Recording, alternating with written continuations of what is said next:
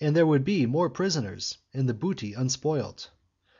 So at daybreak they trampled in the fosses, flung hurdles into them, seized the upper part of the breastwork, where the troops were thinly distributed, and seemingly paralyzed by fear. When they were fairly within the fortifications, the signal was given to the cohorts, the horns and trumpets sounded.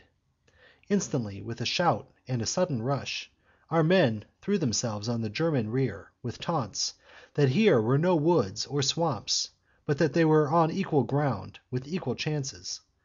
The sound of trumpets, the gleam of arms, which are so unexpected, burst with all the greater effect on the enemy, thinking only, as they were, of the easy destruction of a few half-armed men, and they were struck down as unprepared for a reverse as they had been elated by success. Arminius and Inguiomerus fled from the battle, the first unhurt, the other severely wounded. Their followers were slaughtered as long as our fury and the light of day lasted. It was not till night that the legions returned, and though more wounds and the same want of provisions distressed them, yet they found strength, healing, sustenance, everything, indeed, in their victory. Meanwhile a rumour had spread that our army was cut off, and that a furious German host was marching on Gaul. And had not Agrippina prevented the bridge over the Rhine from being destroyed, some in their cowardice would have dared that base act. A woman of heroic spirit, she assumed during those days the duties of a general, and distributed clothes or medicine among the soldiers as they were destitute or wounded. According to Caius Plinius, the historian of the German wars, she stood at the extremity of the bridge, and bestowed praise and thanks on the returning legions. This made a deep impression on the mind of Tiberius. Such zeal, he thought, could not be guiltless. It was not against a foreign foe that she was thus courting the soldiers. Generals had nothing left them when a woman went among the companies, attended the standards, ventured on bribery, as though it showed but slight ambition to parade her son in a common soldier's uniform, and wish him to be called Caesar Caligula. Agrippina had now more power with the armies than officers, than generals. A woman had quelled a mutiny which the sovereign's name could not check. All this was inflamed and aggravated by Sejanus, who, with his thorough comprehension of the character of Tiberius, sowed for a distant future hatreds which the emperor might treasure up, and might exhibit when fully matured. Of the legions which he conveyed by ship, Germanicus gave the 2nd and 14th to Publius Vitellius, to be marched by land, so that the fleet might sail more easily over a sea full of shoals, or take the ground more lightly at the ebb tide. Vitellius at first pursued his route without interruption, having a dry shore, or the waves coming in gently. After a while, through the force of the north wind and the equinoctial season, when the sea swells to its highest, his army was driven and tossed hither and thither. The country too was flooded; sea, shore, fields presented one aspect, nor could the treacherous quicksands be distinguished from solid ground, or shallows from deep water. Men were swept away by the waves, or sucked under by eddies. Beasts of burden, baggage, lifeless bodies floated about and blocked their way. The companies were mingled in confusion, now with the breast, now with the head only above water, sometimes losing their footing and parted from their comrades or drowned. The voice of mutual encouragement availed not against the adverse forces of the waves. There was nothing to distinguish the brave from the coward, the prudent from the careless, forethought from chance. The same strong power swept everything before it. At last Vitellius struggled out to higher ground and led his men up to it. There they passed the night, without necessary food, without fire, many of them with bare or bruised limbs, in a plight as pitiable as that of men besieged by an army. For such at least have the opportunity of a glorious death, while here was destruction without honour. Daylight restored land to their sight, and they pushed their way to the river Visurgius, where Caesar had arrived with the fleet. The legions then embarked, while a rumour was flying about that they were drowned. Nor was there a belief in their safety till they saw Caesar and the army returned. By this time Stertinius, who had been dispatched to receive the surrender of Segimerus, brother of Segestes, had conducted the chief, together with his son, to the canton of the Ubii. Both were pardoned, Segemerus readily, the son with some hesitation, because it was said that he had insulted the corpse of Quintilius Varus.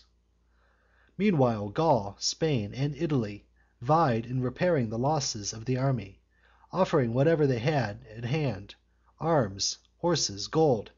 Germanicus, having praised their zeal, took only for the war their arms and horses, and relieved the soldiers out of his own purse; and that he might also soften the remembrance of the disaster by kindness, he went round to the wounded, applauded the feats of soldier after soldier, examined their wounds, raised the hopes of one, the ambition of another, and the spirits of all by his encouragement and interest, thus strengthened their ardor for himself and for battle. That year triumphal honors were decreed to Aulus Caecina, Lucius Apronius, and Gaius Silius, for their achievements under Germanicus.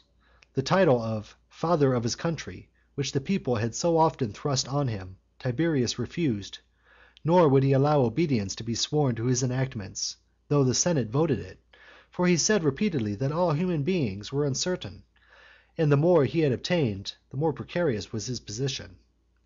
But he did not thereby create a belief in his patriotism, for he had revived the law of treason, the name of which indeed was known in ancient times, though other matters came under its jurisdiction, such as the betrayal of an army, or seditious stirring up of the people, or in short any corrupt act by which a man had impaired the majesty of the people of Rome.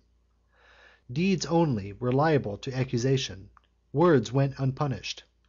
It was Augustus who first, under color of this law, applied legal inquiry to libellous writings, provoked as he had been by the licentious freedom with which Cassius Severus had defamed men and women of distinction in his insulting satires. Soon afterwards Tiberius, when consulted by Pompeius Macer, the praetor, as to whether prosecutions for treason should be revived, replied that the laws must be enforced. He too had been exasperated by the publication of verses of uncertain authorship, pointed at his cruelty, his arrogance, and his dissensions with his mother. It will not be uninteresting if I relate in the cases of Philanius and Rubrius, Roman knights of moderate fortune, the first experiments at such accusations in order to explain the origin of a most terrible scourge; how by Tiberius's cunning it crept in among us, how subsequently it was checked, finally how it burst into flame and consumed everything. Against Philanius it was alleged by his accuser that he had admitted, among the votaries of Augustus, who in every great house were associated into a kind of brotherhood, one Cassius, a buffoon of infamous life, and that he had also in selling his gardens included in the sale a statue of Augustus. Against Rubrius the charge was that he had violated by perjury the divinity of Augustus. When this was known to Tiberius, he wrote to the consuls that his father had not had a place in heaven decreed to him, that the honor might be turned to the destruction of the citizens. Cassius the actor, with men of the same profession, used to take part in the games which had been consecrated by his mother to the memory of Augustus.